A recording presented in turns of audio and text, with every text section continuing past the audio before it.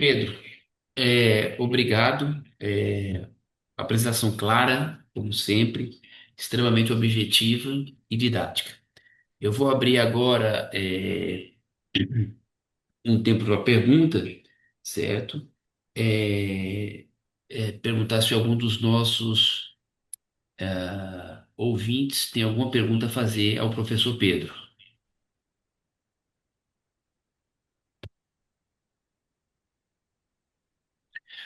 Temos uma pergunta aqui, professor. Boa noite. O senhor mencionou que a localização da placenta deve ser examinada em qualquer exame do terceiro trimestre. Para quem é leigo, assim como eu, se ela estiver muito perto da saída do útero, isso pode causar sangramento ou outros riscos imediatos para a mãe? Exatamente, toda a placenta que esteja próxima ao orifício cervical interno, ela é considerada uma placenta prévia. Agora, o nível dessa placenta, ela pode estar ocluindo completamente o orifício cervical interno, que é uma placenta prévia oclusiva. Ela pode ser uma placenta prévia parcialmente oclusiva e pode ser uma placenta prévia marginal. Todas essas classificações repercutem em sangramento. Agora, às vezes, você tem uma placenta prévia e não tem sangramento, precisa ter muito cuidado com o acretismo. Toda placenta prévia requer um acompanhamento muito especial pelo risco de sangramento e prematuridade. Perfeito. Eu queria chamar a atenção também, Pedro, que é extremamente importante que quem está fazendo ultrassom descreva muito bem a placenta. Não é só definir se ela recobre o orifício, se ela margeia o orifício, mas é importante descrever aonde essa placenta está deitada. Porque uma coisa é uma placenta prévia, que recobre o orifício interno do colo e ela é totalmente posterior, daquela placenta prévia anterior que recobre o orifício interno do colo. Então, assim, não basta dizer que a placenta é prévia, não basta afirmar que a placenta recobre o colo ou que a placenta é marginal. Você precisa dizer em que parede essa placenta está, qual é o maior, é, em que parede ela se ocupa maior, para evitar, às vezes, uma mulher com uma cesárea anterior vai se submeter a uma cesárea e quando o médico se depara é com a placenta anterior e, como o Pedro falou, cai no Mar Vermelho. Então é fundamental não só definir, mas colocar como ela se encontra no útero. Não sei se eu me faço claro. Eu acho que essa sua complementação é fundamental para a pergunta, né? Realmente, você tem que colocar a parede em que ela está inserida. É muito importante. O obstetra vai saber melhor como atuar e muda completamente a abordagem. É, Estão me perguntando se a aula vai ficar gravada. Foi ótima. Para variar, sempre as aulas de Pedro são ótimas. Sim, Não, elas vão ficar obrigado. gravadas, ela vai ser editada, a gente vai fazer a aula e as perguntas. E a gente vai deixar para que vocês, para que todo mundo tenha acesso e possa aproveitar, revisar essa aula. Pedro, eu acho muito interessante o que a Phytomedicine Foundation tem colocado. Certo? Ela tem olhado a identificação do risco de pré-eclâmpsia e ela tem dividido essa avaliação em três períodos: 12 semanas, 22 semanas e 32 ou 36 semanas. A primeira avaliação, entre 11 e 13 semanas e 6 dias, é aquela artéria uterina, aquilo que a gente faz. é, com o objetivo de identificar o risco de pré-eclâmpsia e introduzir aspirina com o objetivo da prevenção. Quando chega no morfológico, com 22 semanas, entre 20 e 24 semanas, ela reestratifica o risco e, se o risco é elevado, ela pede para essa paciente voltar com 32 semanas e, se o risco é extremamente elevado, além de reavaliar o 32, ela sugere que o clínico tenha mais atenção sobre a pressão e proteinúria. Ou, se o risco é baixo, ela reavalia com 36 semanas, com o objetivo de reestratificar o risco para definir o momento do parto, focado para pré-eclâmpsia. E lá atrás a gente aprendeu de maneira bem didática que o ideal seriam três ultrações, 12, 22 e 32. Então, assim, o que é que você acha, Pedro, da gente colocar a melhor época para o ultrassom do terceiro trimestre? Por volta de 32 semanas, você colocou entre 28 e 32 semanas, e a definição, se a gente puxaria um pouco mais para 32 semanas ou não, baseado nessa reavaliação com 20 e 22 semanas. Porque eu acho que, assim, criar uma idade gestacional, ela é fundamental porque ela auxilia o clínico no momento de solicitar esse exame. E aí, concluindo, por essa metodologia da Phytomedicine Foundation, você teria, na maioria das pacientes, três ultrações, 12, 22 e 36, e num grupo você teria 12, 22, 32 e 36 para reavaliar o risco. O que é que você acha dessa ideia? 12, 22 e 32. Não, inclusive a SWOG no guideline ele coloca, né, de 32 a 36. A 36. Ele não fala Isso. 28, realmente. É. É porque a janela da morfologia de 28 a 32 é muito boa, né? Você sabe como é bacana fazer o exame de 28 a 32. Agora, pensando aí na pré-eclâmpsia e na sequência dos rastreios, 32 semanas você aplicaria melhor. Eu acho que o exame de 36 está consagrado, né? Uhum. Eduardo, eu acho que esse aí você não pode abrir mão, porque não tem como identificar os tardios, a não ser no 36.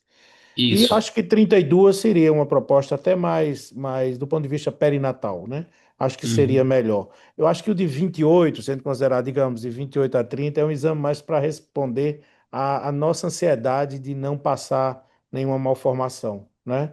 Mas se a gente for botar na balança, eu concordo com você, eu acho que o de 32 teria mais peso em termos de perinatologia, agregando o Doppler de uterinas nesse período. Uhum. Pedro, a gente tem uma pergunta aqui também muito interessante. Qual a real importância da artéria uterina na ultrassonografia de terceiro trimestre, mais especificamente com 36 semanas? É interessante, né, a artéria uterina sendo revisitada, né? Porque eu vivi uma época que só fazíamos no segundo trimestre, depois puxaram para o primeiro, e agora está voltando o Doppler de uterinas no terceiro trimestre como um auxiliar para o diagnóstico da pré-eclâmpsia tardia. Nós Uhum. todos sabemos que o rastreio da pré-eclâmpsia no primeiro trimestre e até no segundo, ele é muito bom utilizando as uterinas, ele ajuda muito na pré-eclâmpsia precoce, por conta da própria fisiopatologia dos modelos restritivos. A pré-eclâmpsia tardia ela é péssima para ser rastreada. Uhum. E até porque, acho que Eduardo vai concordar comigo, quando eu tenho um método de rastreio cujo desfecho vai demorar muito a acontecer, esse método ele perde um pouco de validade. Uhum. Então, como eu estou rastreando a tardia com 36, ela tem se apresentado como um auxílio importante em se rastrear a pré-eclâmpsia Uhum. tardia. E serviria apenas para programar o parto, ter mais cuidado, Isso. organizar, não deixar essa gestação ir tão adiante, né? Não esperar mais de 39 semanas. Acho eu que o benefício seria no máximo 38 e às vezes até um pouquinho antes, dependendo de cada Uhum. caso. Uhum. Exato. Pedro, eu queria também chamar a atenção, porque com todos esses movimentos da artéria uterina, certo, surge muita confusão da artéria uterina. Então, a artéria uterina ela tem duas possibilidades.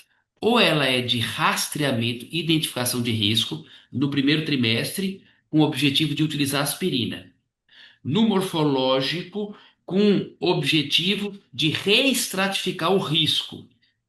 E no terceiro trimestre, com 36 semanas, para definir o momento do parto. E para isso, quem mais estudou isso foi o grupo da Phytomedicine Foundation, com Kipros, e ele define que com 36 semanas, se a utilização desse modelo, que ele avalia peso fetal, que ele avalia artéria uterina, que ele avalia pressão arterial, é importante verificar a pressão arterial e a história passada. Aí ele define o risco, e se esse risco for de 1 em 2, ele define parto até 37 semanas, na 37ª semana. Se o risco for de 1 em 5, parto com 38. De 1 em 20, parto com 39. Risco de 1 em 50, parto até 40 semanas. E a partir daí pode deixar evoluir até 41 semanas, quando você vai induzir. Mas assim, isso precisa ser avaliado de maneira mais forte, com É, melhores estudos,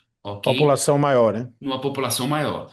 E a outra indicação da artéria uterina que tem feito confusão na cabeça das pessoas é que na restrição de crescimento precoce, abaixo de 32 semanas, quando você tem um peso fetal entre o percentil 3 e o percentil 10, a artéria uterina pode fazer parte do critério para definir esse feto entre restrito e pequeno para a idade gestacional. Então, tem que ter muito cuidado que no momento ela entra como definição abaixo de 32 semanas, ou seja, se você tem um feto PIG com 34 semanas, não faz sentido você fazer uterina no sentido de definir se é restrição ou PIG.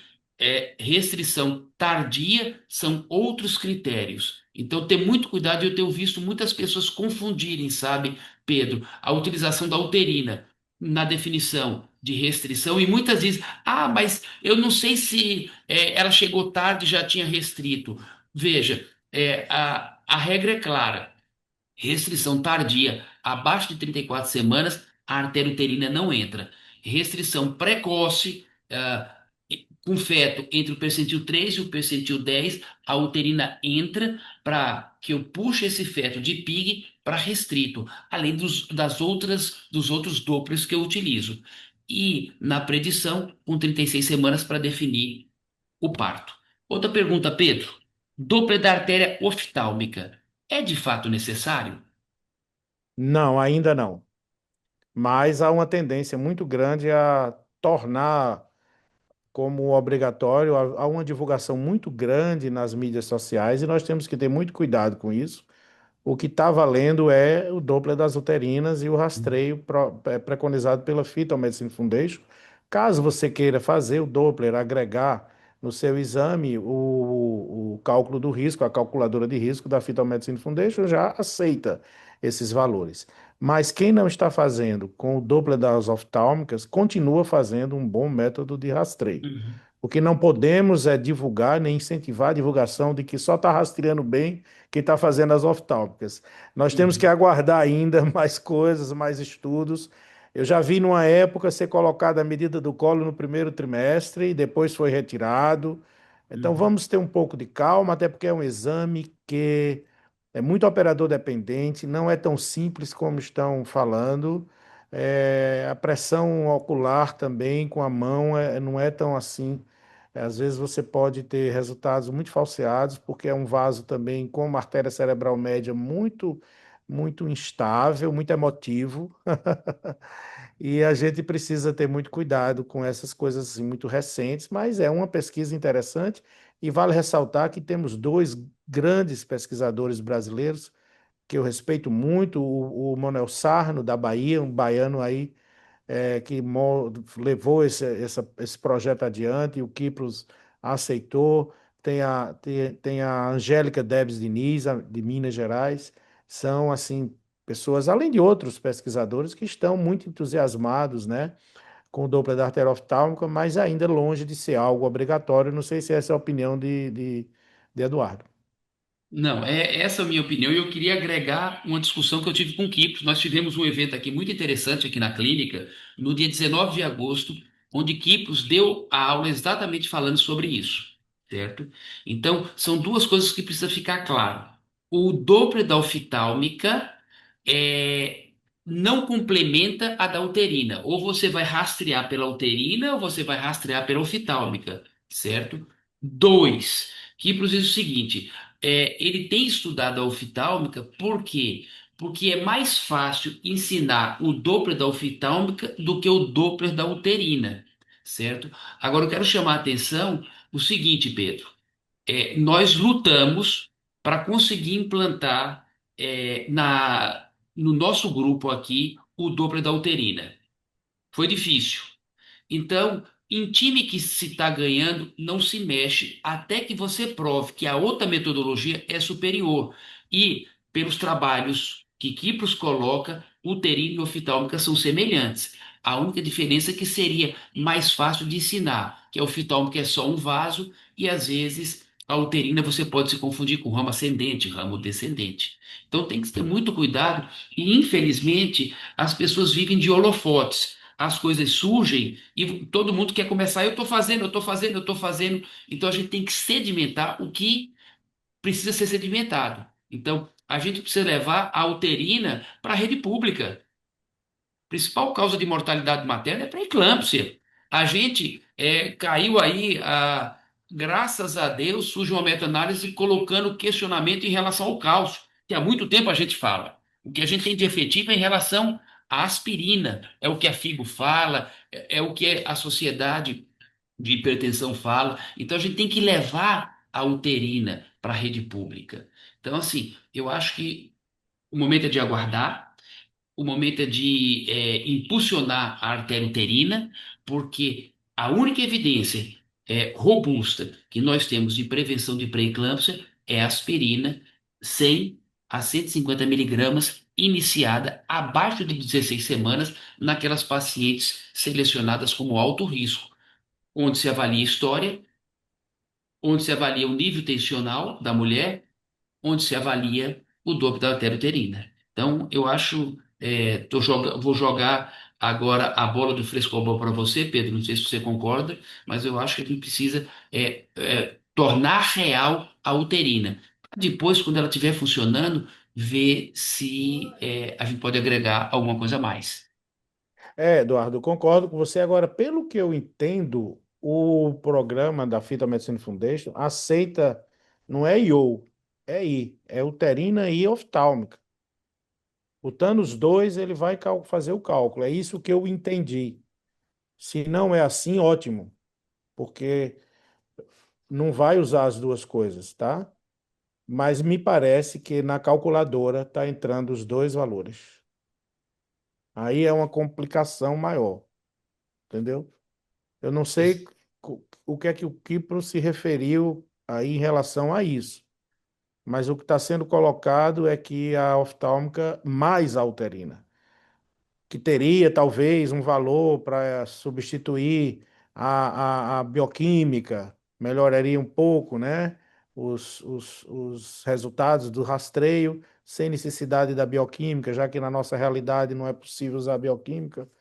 Mas eu, assim, a minha posição é exatamente essa sua. Eu acho que a gente tem que focar e centralizar nossos esforços nas artérias uterinas.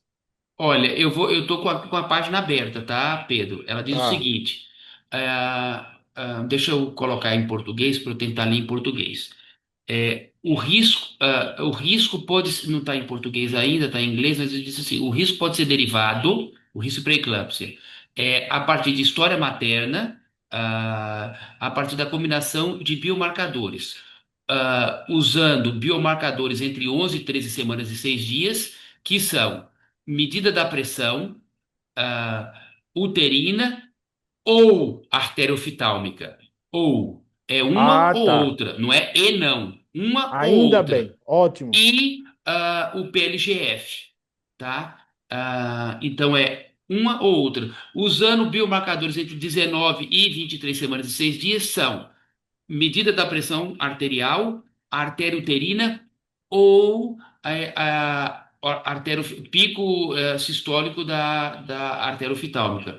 Peso fetal estimado, PLGF e o SFLIT. E entre 35 e 36 semanas e 6 dias, novamente, pressão uterina ou oftalmica. Ele não coloca para associar, é uma ou outra. Perfeito. Isso aí me deixa muito mais tranquilo, porque Uhum, realmente a gente vai ter que ter muito cuidado. Eu conversei com o pessoal da Comissão Nacional de Especialidade da FEBRASO, Comissão de Ultrassom, para se tomar uma posição, porque está preocupante, viu? Está preocupante, porque tem muito médico hoje que já é influencer, não é mais nem médico, e uhum. colocando aí nas mídias sociais. essa informação. E tem paciente, eu não sei aí com você, Eduardo, mas tem paciente Uhum. que liga para marcar o exame do primeiro trimestre e pergunta se faz o dobro de oftálmicas, entendeu? É, Tá muito preocupante isso aí, realmente. Eu acho que isso é uma coisa que tem que ter muito cuidado, né? exato. É Eu uma e outra. recebi, Não é para associar, é para separar. Ou você vai usar uma ou você vai usar a outra. eu recebi uma mensagem com esse tema. Eu conversei com o Adolfo Lial e Hum, Adolfo Lial me repassou uma mensagem que o Kipros mandou para ele dizendo exatamente isso que você está falando. É uhum, exatamente essa informação. Eu estou até buscando a mensagem aqui, mas eu posso até te mandar depois, Eduardo. Estou uhum, buscando aqui, eu não sei onde eu coloquei.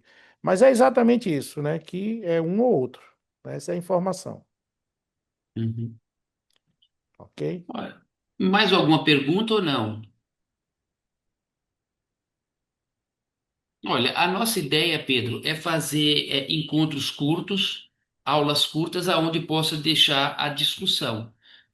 Nós começamos às 8h05, são 9h03. Eu queria agradecer a você, certo? Vou avisar ao pessoal que tem nos assistido. A gente chegou a um número de 30 participantes, é um número legal.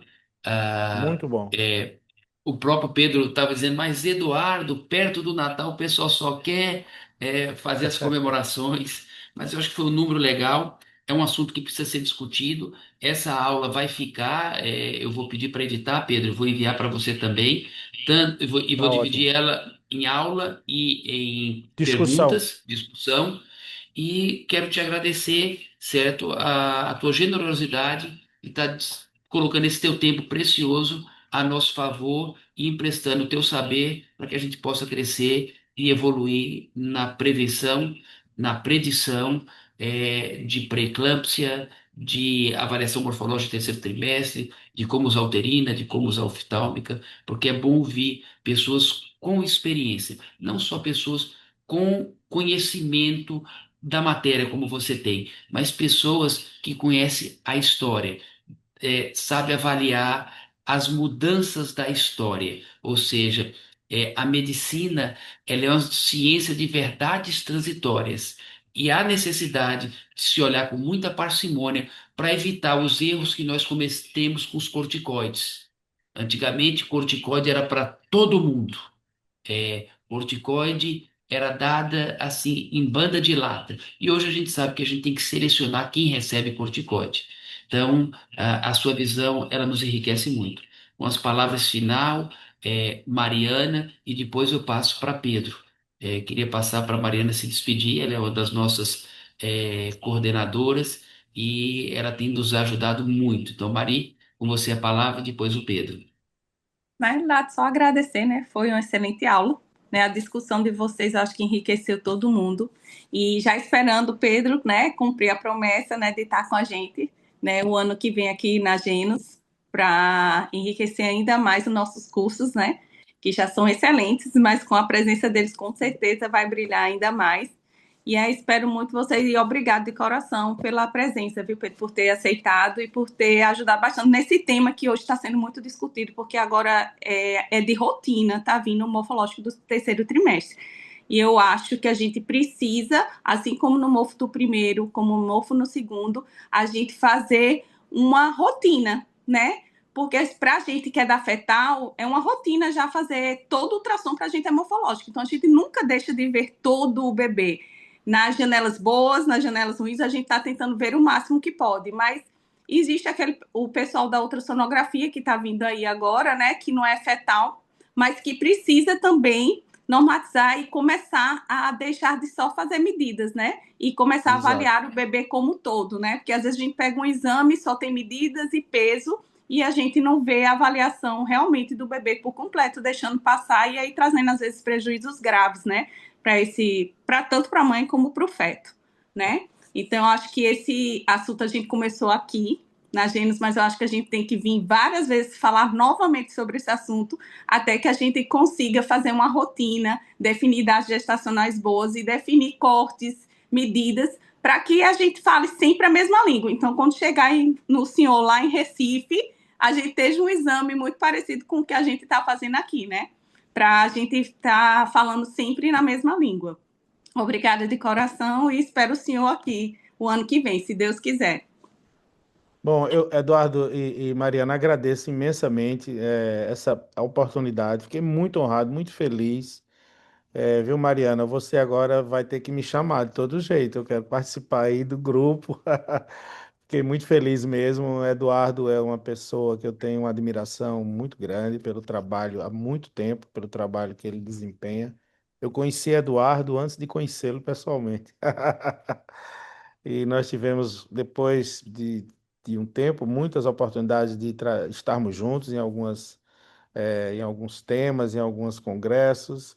E para mim hoje foi um momento muito gratificante, viu, Mariana? Estou muito feliz e qualquer coisa, mande as ordens. João Pessoa é logo ali, eu tenho muitos vínculos aí em João Pessoa, familiares, vínculos familiares, pessoais. E foi um prazer e espero que todos tenham aproveitado esse webinar, viu? Muito obrigado. Um feliz ano novo, né? E um feliz Natal para todos nós. Se Um Deus quiser. abraço. Abraço. Obrigado. Tchau, tchau.